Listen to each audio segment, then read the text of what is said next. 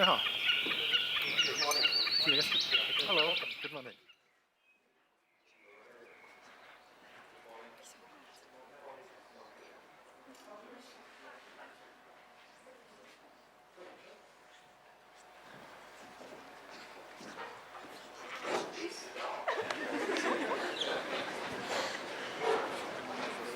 Yeah, sit down on the floor.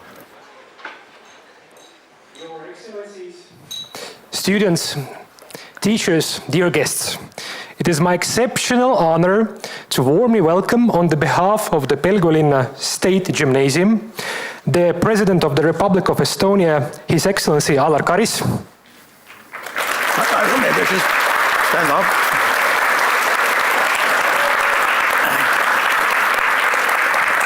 The President of the Republic of Latvia, His Excellency Edgars Rinkēvičs.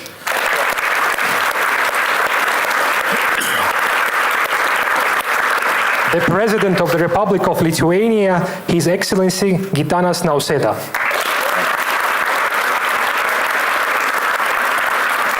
On the stage, there are 4 students of our school.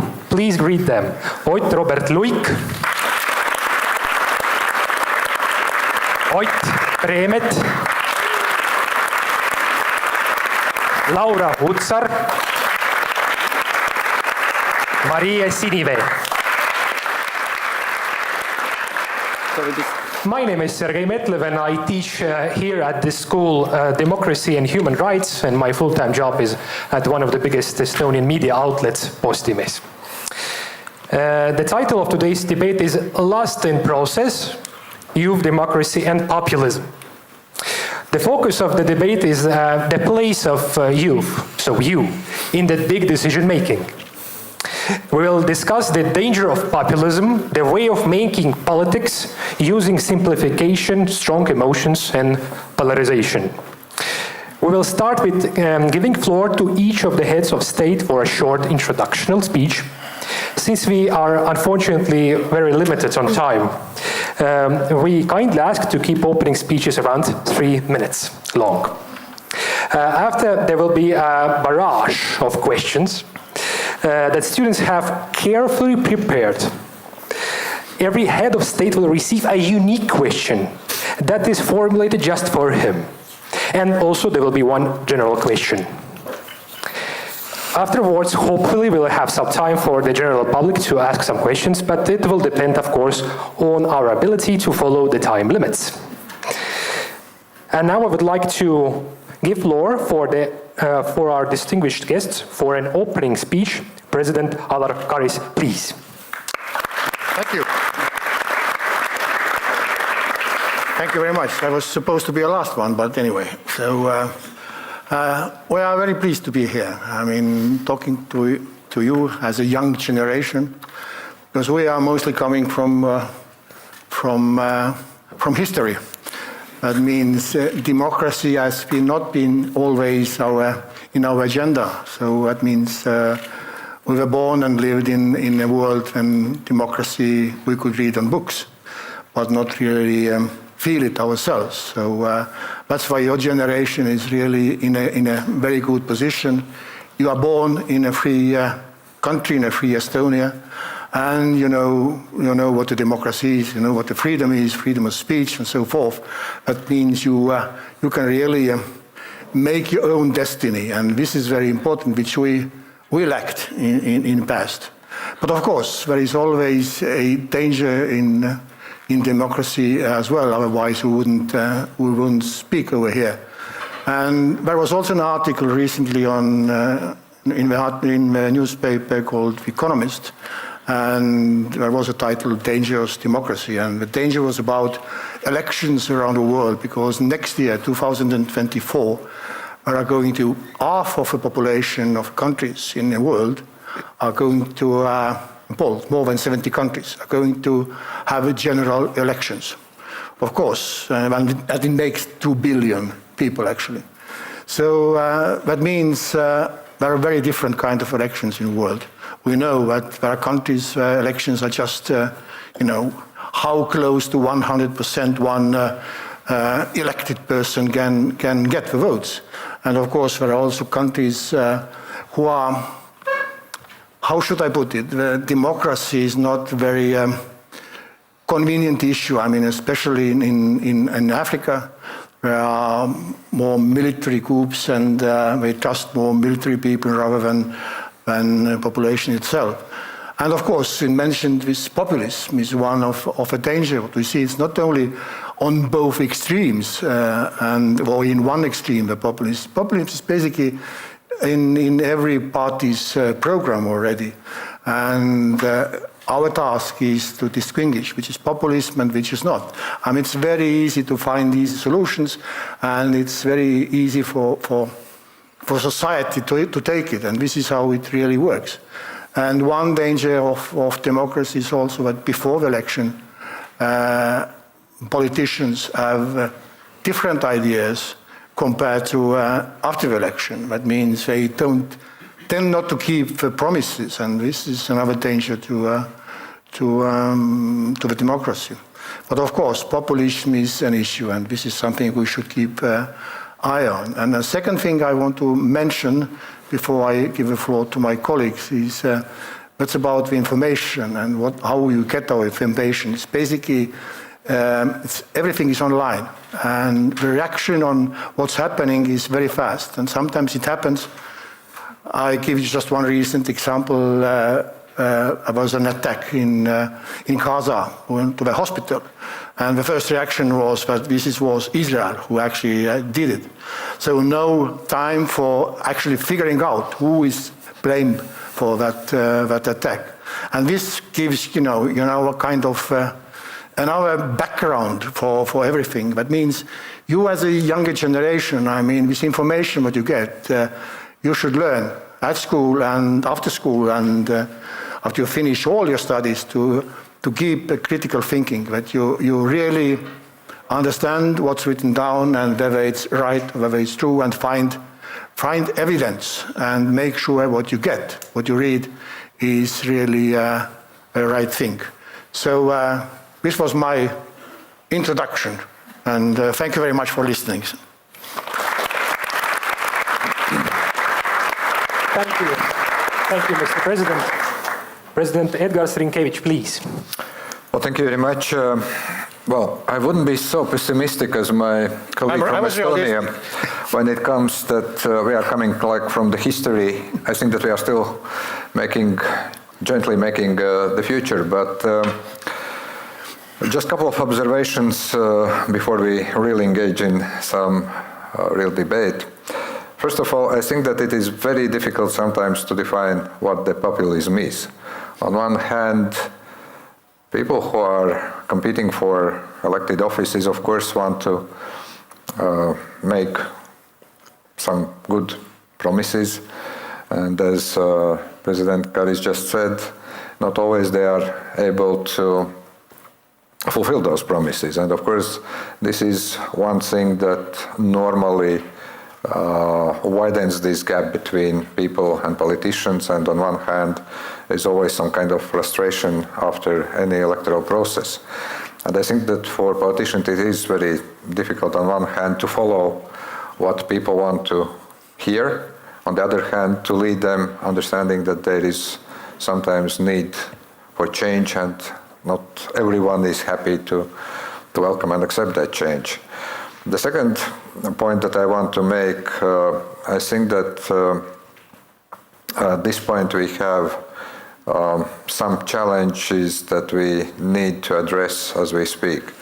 One is the climate change, and that's of course an issue where you sometimes hear an older generation saying that this is the hoax, that this is not so, let's say, major issue, and that probably we need to concentrate on something. Another challenge that I believe we are going to jointly address, and this is going to have a profound effect on how democracy is going to work, is artificial intelligence, use of artificial intelligence in the political process as well. And the final, of course, is still social media, still how we receive and analyze the news. But for each and every generation, I think this is a daunting challenge, how to safeguard those basic principles and values, how to correct mistakes, and how to move forward. And I think that here, for my generation, for your generation, this is where we still need to work together to find acceptable solutions. When it comes to the way how the young people can be part of the political process, I think that there is only one recipe: be active, engage in politics if you like, or go to elections, ask many critical questions to everyone, receive a good advice, but still make your own decisions, make your own choices. Thank you, thank you.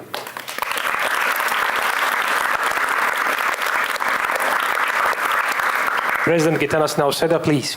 Thank you so much for this opportunity to discuss with such an audience very important issues. And I would start that, as Ola said, that democracy was not for granted for my generation, for your generation, because we are coming from the system which was not democratic at all. And only after regaining of our independence we had a chance to build really new democratic systems. But in those systems we still have a lot of problems, and one of the problems I would name how to achieve that everybody, every citizen of the country wants to participate in democratic process of the country. And this is not so easy to achieve, and sometimes I see that some groups of population distance themselves from democratical processes, and among them young people too. My question and my concern is how to get these people on board, how to get the people who want to participate in democratic process. Because you, young people, you have so many subjects which are interesting for you. You are reading books, you are learning, you are traveling, you have all the chances in the world. And you know, sometimes politics seems for you to be something boring. The guys like us are sitting in front of you telling some political and economic issues. And but this is very important to get you on board, because you are the future. You are the people who will take the responsibility of your own country. And I would like to share some experience we collected in our country, in Lithuania. We have very nice NGO in Lithuania called I Know What I Am Voting For.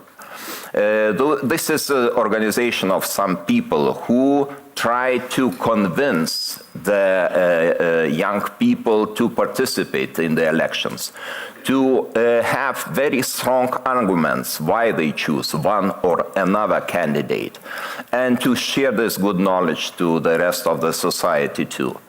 Also, we have very good institution called Great Lithuania for the people who completed the studies abroad, coming back to Lithuania, spending 1 year time participating in different kind of projects, and after 1 year, 80% of these people stay in homeland, and 1/3 of them in the state sector. So I think this is very important, not only to talk, but also have some institutional framework for young people to be more active, to take responsibility, and to be the creator of the future of the country. Thank you.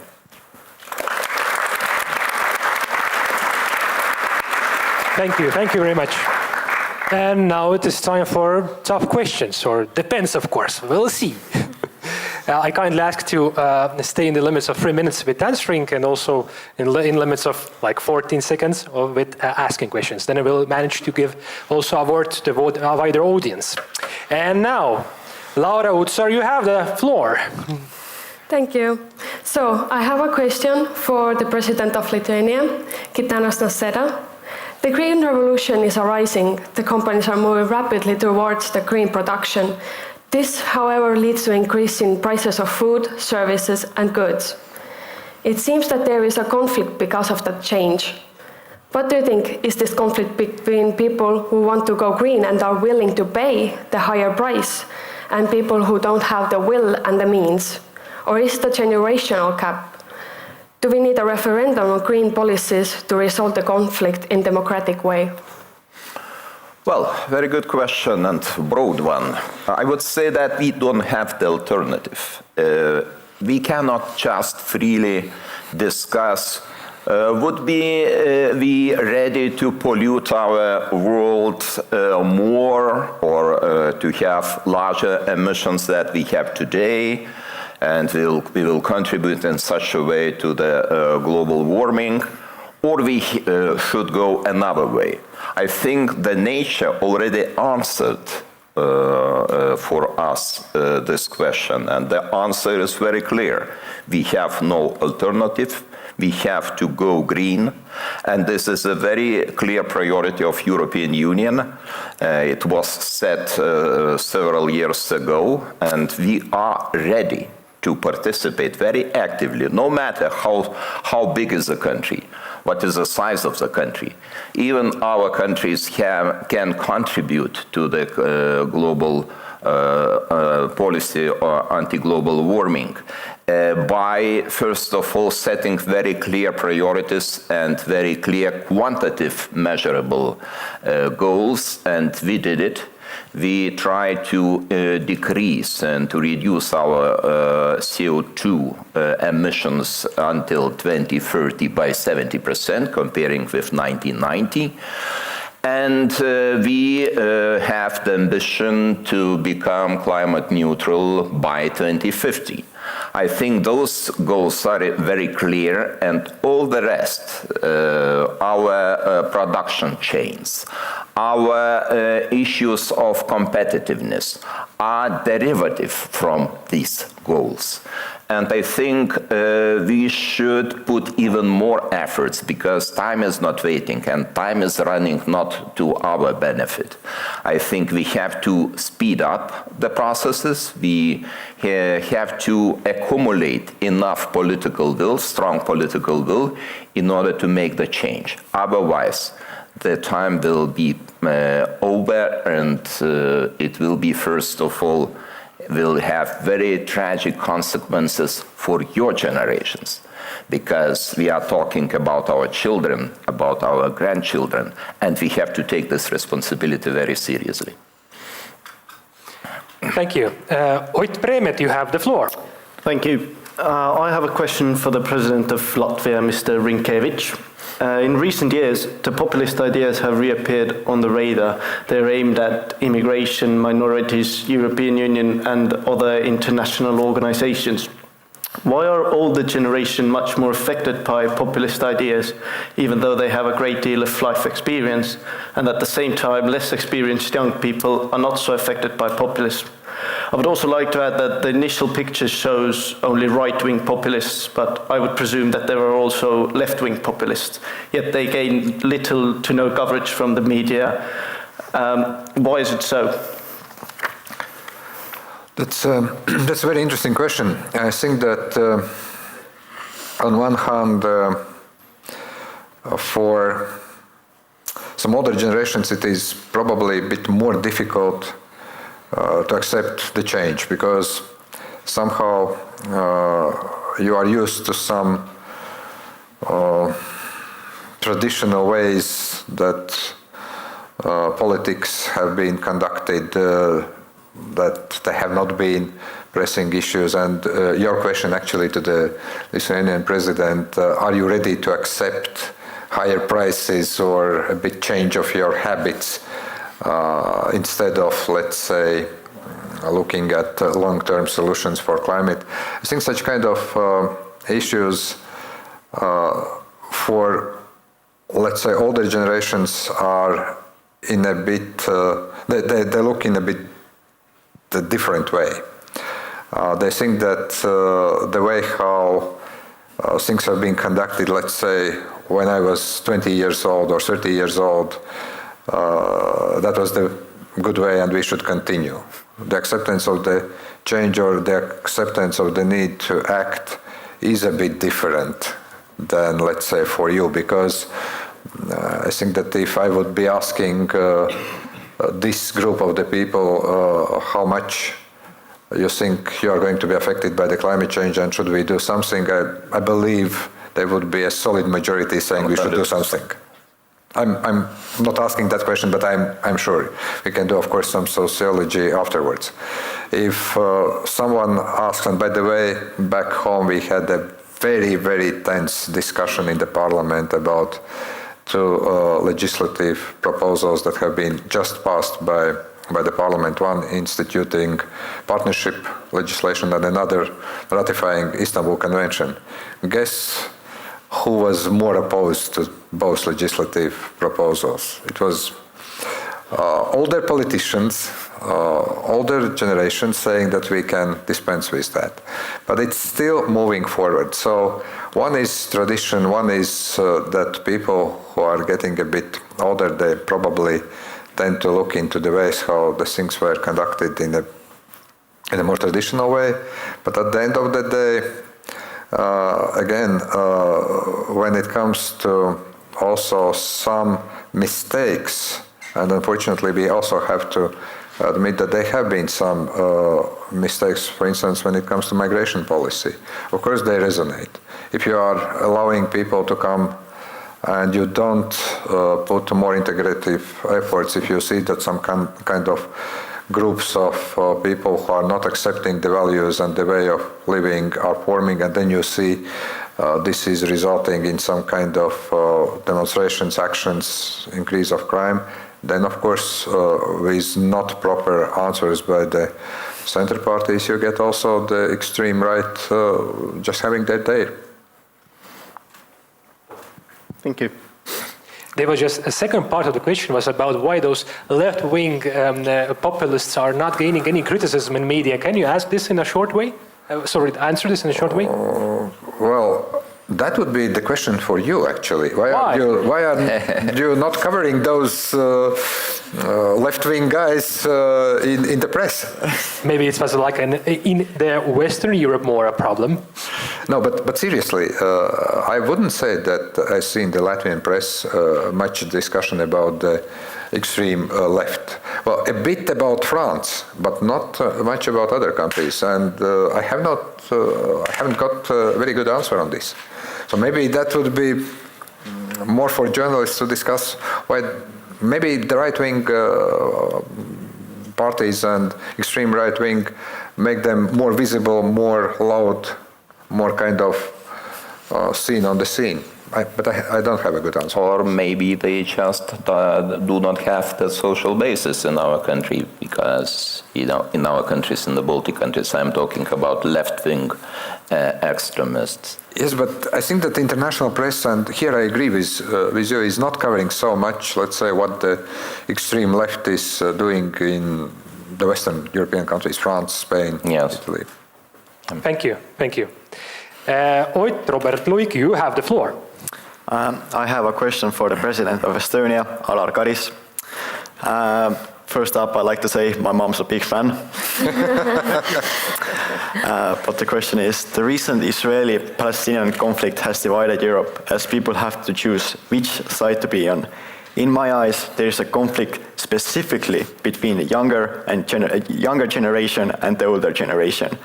I was justified by the fact that on social media, I only see how younger people support Palestine and older people support Israel. What do you think is the reason that a growing number of youngsters today support Palestine? And as we know, the Baltic governments are very supportive of Israel. Do you think the reason is that younger people who disagree with the governments have been excluded from foreign policy debates and disregarded in our countries? That was a long question and not an easy one, to be honest. But I didn't see that kind of generation gap or different understanding on Israel or what's happening in Gaza at this very moment. Of course, I guess the younger generation, they tend to think more about justice. That means, and they look at these kind of things in a different way. They see concrete person, or let's say children getting harmed and so forth. And what we do need is probably put in a bigger picture, because the same is happening actually also in Israel. But I don't think it's a generation gap. Maybe it's also how you look at things and what's important for you at this very moment. All these conflicts are always extremely difficult ones to explain. I mean, it's something for historians. I mean, after 20, 50 years later, maybe it's easier to figure out what's actually was going on. But at this very moment, I think what we do know, Hamas attacked Israel, that's for sure. And Israel has a right to counterattack to make sure it's not going to happen again. It's not Palestine. It's a terrorist organization. But of course, everything what's happening now is also important, but we follow the international rules. And if we don't, then we've got the problem. Thank you. Thank you. And also there will be one question for all of the heads of states from Maria Sinive, please. Mm-hmm. In the Baltic States, parliamentary election turnout amongst 18 to 24-year-olds voters is an average around 43%, quite low. Do you see a need to drop the voting age so more of the youth can vote at both national and European level and feel themselves as a valuable part of democracy? Could it bring more general balance to politics? Well, I can start. Well, because in Estonia, when you are 16 years old, you can already elect, not European Parliament, but on local elections you can participate. And I have been talking to quite a number of young people, and they do want to have this kind of right also on general election as well as European Parliament election. Maybe European Parliament is a very good test field in that sense, and maybe we should talk, at least in Estonia, maybe they should get this right to elect, because as you mentioned, not so many people go to election poll when it's concerning European Parliament election, but it is important. But then again, and I think it's up to the politicians also, if politicians, what they do, how they behave, they more distance from society, from people. It really doesn't matter whether you're young or old. And maybe young people even react faster, but we don't care what they do if we don't feel that you are part of our future. Well, maybe I will add that we also reduce the age of people who are eligible to vote.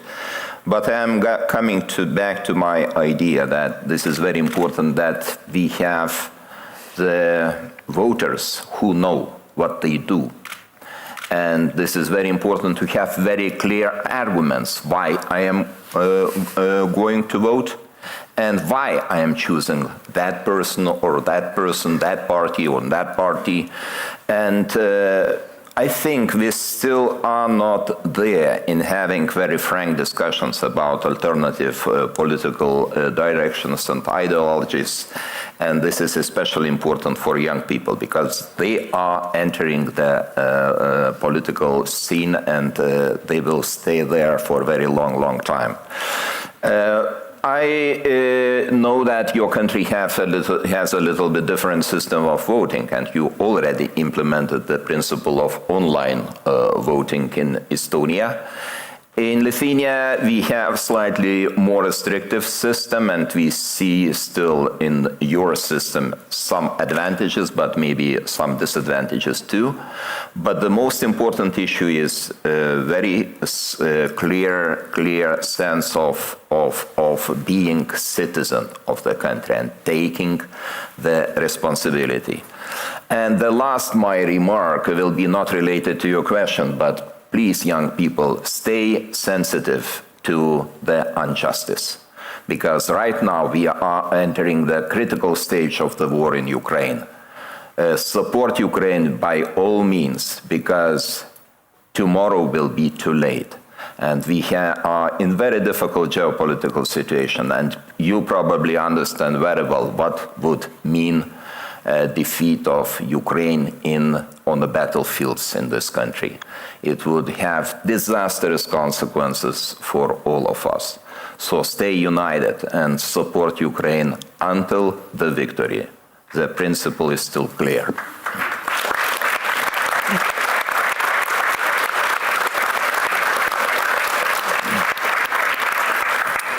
Well, I think that almost everything has been said by my colleagues. It's very difficult to add anything here.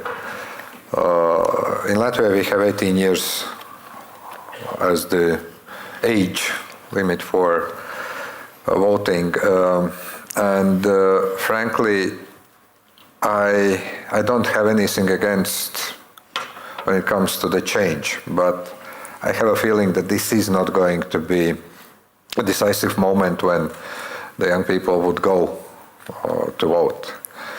I do believe that it is still the greater issue how you as people who are very soon going to be participating in elections, be it European Parliament, local or national elections, or probably some of you in some observable future also going to run for some office. It is how well you feel that those political parties, those political personalities do represent you, and how well they are going to deliver on their promises, or how much they care about issues that are dear to you. And I think that's the major problem, not the age limitation or the way how you can participate in elections. Like President Nausėda just said, also in Latvia we have from time to time that debate, should we introduce Estonian way of voting or not? And like in Lithuania, we have pros and cons, and there are some serious concerns also from data security issues, and this debate, I'm afraid, is going to continue for some time. So, but I haven't seen that actually there has been a major change in those countries that have more flexible age limits or way of voting when it comes also to the level of participation among different age groups. But where I do believe, and where I want to join also the call by Gitanas, is that I think that all of us, regardless of the age or political affiliation or whatever we think is best for the breakfast, we need to understand that this is a critical time for both our country, for all of our countries, for Europe as such, and from the way how active we are on a daily issue or any political issues, a lot depends also for the future of our countries. Well, I got a feeling that I have to defend our voting system. We are not attacking that. We just say that we have some doubts. No, just one remark, because we can also in Estonia, you can elect also in an old-fashioned way. If you don't trust the system, you can go to the booths and make your tick and so forth. So both available. If you don't trust it, you can go and you don't have to go to Latvia, but you can do it over here as well. Thank you. And now we really have time. We have time for one question. And who would like to ask? Oh my God. I don't know how to decide. It's up to you.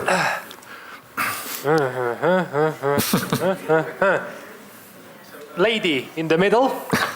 I will come to you with the microphone. I suppose that there's only one hand microphone in this building. So you all were talking about younger generation being involved in politics. Even if we act all together as a group, some people will still believe that we are just striking and actually cannot do anything to change the world. That is why a majority of youngsters lose their hope to make our world a better place. Can you suggest us how can we really make our voices heard without people, and especially older generation, spreading the rumors? Maybe you do have some suggestions. Thank you. I don't think you have been striking all the time. I mean, yeah, I guess you have also good ideas, and even politicians, at least some of them, listen to you. Sometimes, yeah, of course, you get the feeling that you talk and you explain and nothing really happens. Sometimes there is a delay, and especially when the younger generation is concerned. But I think the main issue is it's also concerning environmental issues and so forth. It's not only what we do here in Estonia or in Latvia and Lithuania. We are small countries, and some people say, well, we don't have any influence if you collect our trash separately or something.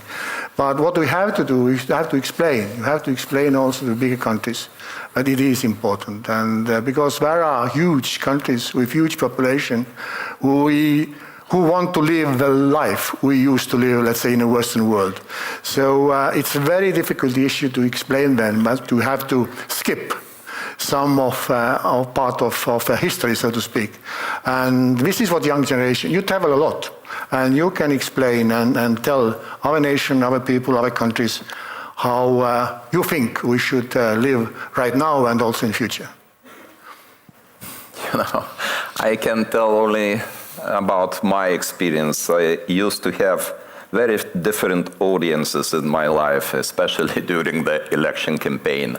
And many times I saw, and it was more than obvious, that these groups of people are opposing some statements which were made by me before.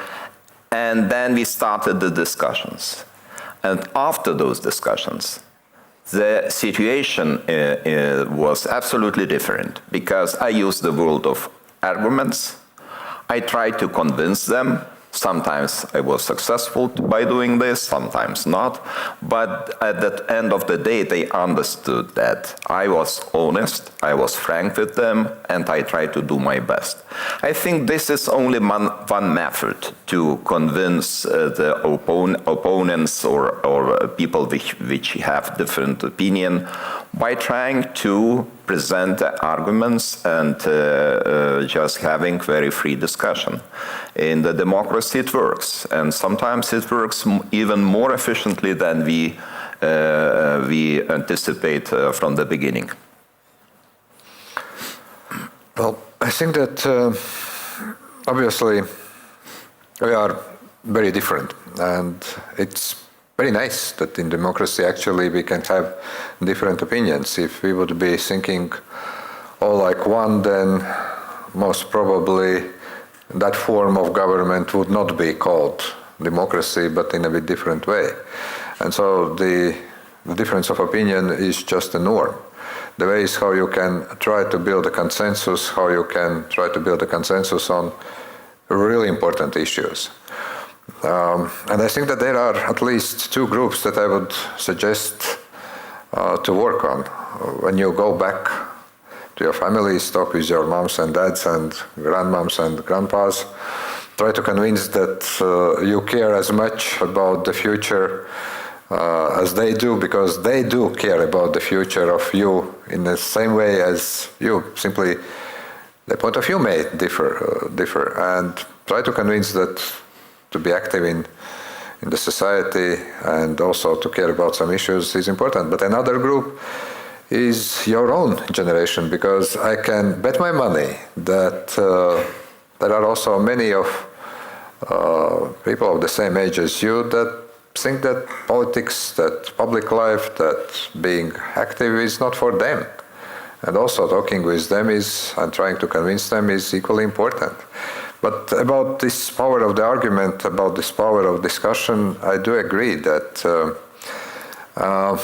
my still most preferred method of communication is to talk with people personally, not using all those great digital and social media instruments, because somehow when we sit here, this discussion is more human, more powerful. If you sit, I don't know, wherever you like, in TikTok or Instagram or X or Facebook or Snapchat, sometimes, I don't know what about your feeling, I'm a great fan of all those things. I do probably too much, as my press advisors are normally criticize me, but still it's not as efficient way of discussing as simply meeting people personally talking and not losing this human touch. I just add a small remark. Being a professor for 10 years, one advice for you is, we are talking about talking, but as important is actually listening. We should listen the other side. We should try to understand why he or she is thinking and talking like he or she does. So listening is very important. And there's a kind of proverb, if you want to catch a fish, you have to think as a fish. That means it is important to get to know why your opponent is telling you a story, what he or she is telling to you. So please also listen to other people. Mm-hmm. And I will use the opportunity to add also something, because I think the discussion is fruitful only in that case if at the end of the day you could change your mind. We should not pretend that in these discussions we have to convince our partners, our participants of the discussions. There were many times as I changed my mind after those discussions. And this is probably the best sign that discussion was effective. But it never happens in our discussions. Because they both are never changing their mind. Absolutely like-minded. It's nothing to do with you. And never be afraid saying, I was wrong. Okay. Your Excellencies, thank you very much for coming to our school, holding this very important and smart debate. And I really, on behalf of the school, wish you luck and strength in leading our countries through this difficult time, as you mentioned. And it is an exceptional honor for us, not only having this debate, but also the fact that you will have the press conference here in the school. I wish you good luck for the conference too. Thank you. Thank you so much. Thank you. Thank you. Thank you.